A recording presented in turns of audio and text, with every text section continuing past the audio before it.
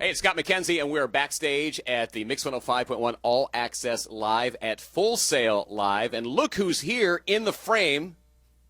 It's James Blunt. How are you? Scott, very good to see you. All right, so as we're taping this interview, it's getting close to the 50th anniversary of the British invasion, which everybody over here is commemorating, the TV specials, and the Beatles on Ed Sullivan's going to replay and the whole thing. So on your side, on the British side, and 50 years later, does that show up on the radar for you at all? I mean, you weren't alive then, but are people in your country affected by it at all? I think probably not. I think no, it's not something we necessarily talk about. I think nowadays it's not a British invasion anymore, is it? It's just we've got visas and we're allowed to grace ourselves and come on tour instead, and looked after remarkably well. Yeah, so let's talk about, because what they always said was it was just our music going over there and bouncing back. And so, we seem so shocked by the whole thing, but they're heavily influenced by us. So would you say you're more heavily influenced by British artists, American artists, or from somewhere else? I think my roots of what I do actually is very much American-based, simply because I got signed in America at the South by Southwest Music Festival by Linda Perry of Four Non Blondes to her independent label Custard Records, and I went and recorded in Los Angeles with an independent producer called Tom Rothrock, who did people like Beck, Elliott Smith, Badly Drawn Boy. The musicians we invited in the studio were all American, and we're all phenomenal players. And actually, that was, I love LA. It's a shallow place, and I fit in. But the depth in LA is that there are some phenomenal musicians. And in London, you can call two fantastic guitarists any one particular day. In Los Angeles, you can call dozens of amazing guitarists. It's a pool of great musicianship. So yeah, for me, it's started and carries on in America.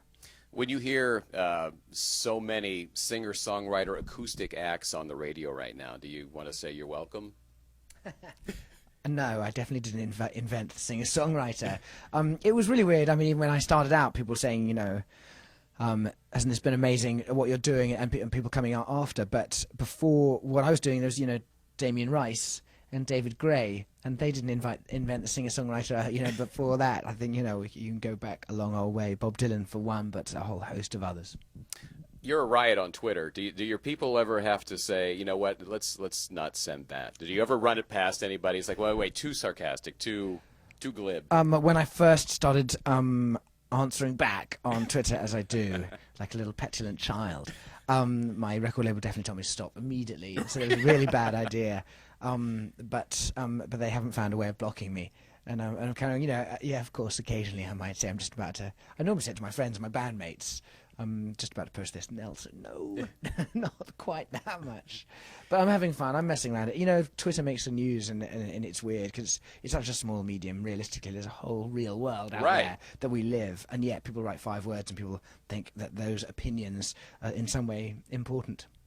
You've lived 2 lives. You've lived the one that you've actually lived, and then you've lived the one that gets invented by the press and other things. They like to make things up about celebrities. So if Justin Bieber were calling Usher, and Usher's number was one number off from yours, he accidentally called you, and you had him on the phone for a minute, is there anything you would say to him? Any advice, or not necessarily to him specifically, or any advice you'd give to anybody coming up as far as, since there is Twitter and everybody has a phone, being in the public eye like yourself? I mean, I feel quite strong. Well, Justin and I go way back, because we actually formed a covers band with Ellen DeGeneres, and we covered Lady Gaga's "Born This Way" to the tune of "You're Beautiful," and it wasn't a great commercial success, but it was a highlight of my career. I have the bootleg. If you want to hear. After my appearance on the Muppets, Sesame Street, but I think. I've written a song called Miss America, and it's about Whitney Houston, and it's about, that kind of line of a singer lets you in, and then in the cult of celebrity we start to go a little bit further, and we want to know more about them, and we start to follow them online, and we start to buy magazines to see the pictures of them being arrested, drink driving with their hired Lamborghini. But every time we buy that magazine, another paparazzi goes out to chase that person, and that paparazzi. They're not doing so in a particularly nice way, and I've seen it. They will. Theirs is only to abuse to get the best picture they can. So they ramp up that situation. So every time we send out another paparazzi, the person who's having that camera pointed in their face, their lives become much more intense. And if I was 19, just doing the things that I did as a 19-year-old, I wouldn't want cameras capturing it, because you're just messing around. Well, I mean, it's different because it used to be that the studios, whether you be an actor or a recording artist, they would put the wall up for you, and the press, you kind of had an agreement with them that if they caught you somewhere, they wouldn't put that up there. They just want the pretty pictures. Well, you know what? I think it's gone on for years, and I think it's got more and more amped up. I think it started with Marilyn Monroe, and I think at the end of the day, by buying the magazines that we sometimes buy rather than be reading a good book, we are the ones who chased Princess Diana to her death. So I think, so I wouldn't give Justin Bieber any advice. Maybe instead I'd say to us that if you follow his music, that's the thing to follow. What he does in his own time, it's not of interest to us. It's not relevant. Well said. When you're writing a song, is there a voice in your head of somebody, either living or not, that is kind of your editor, that if you don't even talk to them, but you kind of picture what would they think or hear what they would think about where you're going with the song? Is there somebody in there?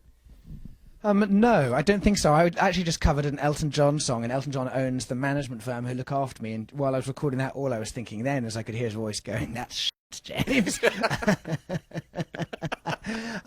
But fortunately, he did email me yesterday, say he really likes it, and it was only with relief that I got that email. But I think when I'm writing my own songs, what I've really tried to do, particularly on this album, more so than perhaps my last two, is really not be influenced by other people.